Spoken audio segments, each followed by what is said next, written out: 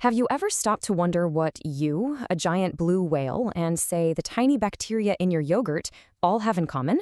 Well, the answer is way smaller than you might think, and it is the absolute key to understanding, well, all of life on Earth. Today, we're diving into that fundamental unit.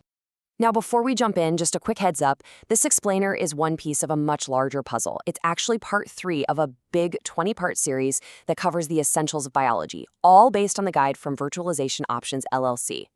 So today, we're zooming in on one of biology's most central ideas.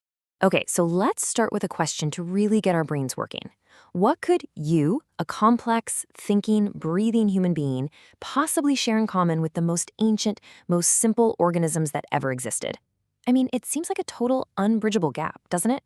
But the connection between us is actually surprisingly simple and incredibly fundamental. And that connection, that one simple answer, it's the cell. This tiny, microscopic powerhouse is the common thread woven through the entire grand story of life. So let's take a closer look at what makes this little structure so unbelievably special. So what is a cell really? Well, according to our source material, the cell is biology's most fundamental concept. This is the absolute smallest thing that we can point to and say, yep, that is alive. Everything that truly defines what it means to be alive happens at this level. But what about that phrase, processes of life? What does that actually mean in practice? Well, let's think of a cell as a tiny, self-sufficient city. It has to import resources, that's taking in nutrients. It needs a power plant to turn those resources into fuel, right? That's converting nutrients to energy. It also has to be aware of what's going on outside its walls so it can respond to the environment. And, of course, the most crucial part, to make sure the city doesn't just disappear, it has to be able to reproduce. Okay, now here's where things get really, really interesting. While all life is built from cells, it turns out that nature basically uses two very different blueprints. And this creates a massive split, huge divide right at the very foundation of the living world. This diagram shows that split just perfectly. If you follow the line from life at the bottom, you'll see it immediately branches into two major pathways.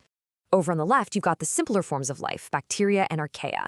And on the right, you have the branch that leads to, well, pretty much everything else we see around us, plants, fungi, and animals. And this isn't some small detail, This is a fundamental division in the entire architecture of life. So what is this great divide all about? It all comes down to prokaryotic versus eukaryotic cells, and the most critical difference is the nucleus. Prokaryotic cells, like bacteria, are pretty simple. All their genetic material, their DNA, it just kind of floats around inside. But eukaryotic cells, the cells that make up you, me, and every plant you see, they're way more complex. They have a command center, a defined nucleus, that neatly contains all of their genetic instructions. Now, it's really tempting to look at prokaryotic cells and think, oh, simple means less evolved or less successful. But that could not be further from the truth.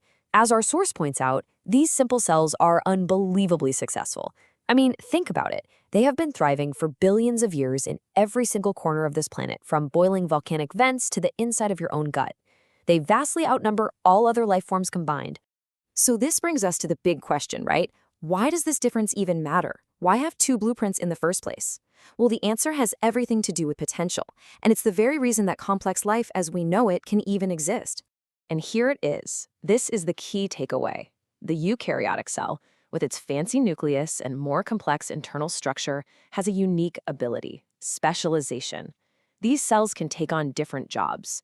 One can become a muscle cell, another a nerve cell, another a skin cell. Every single part of you, your brain, your heart, your bones, it's all possible because these cells can specialize. Without that complexity, life might have never moved beyond the microscopic. So we've established the two fundamental designs for life, the simple prokaryote and the complex eukaryote. This leaves us with one last, really fascinating question to think about. If these cells are the houses, what's the furniture? What kind of amazing specialized structures are built inside them to carry out all those processes of life we talked about?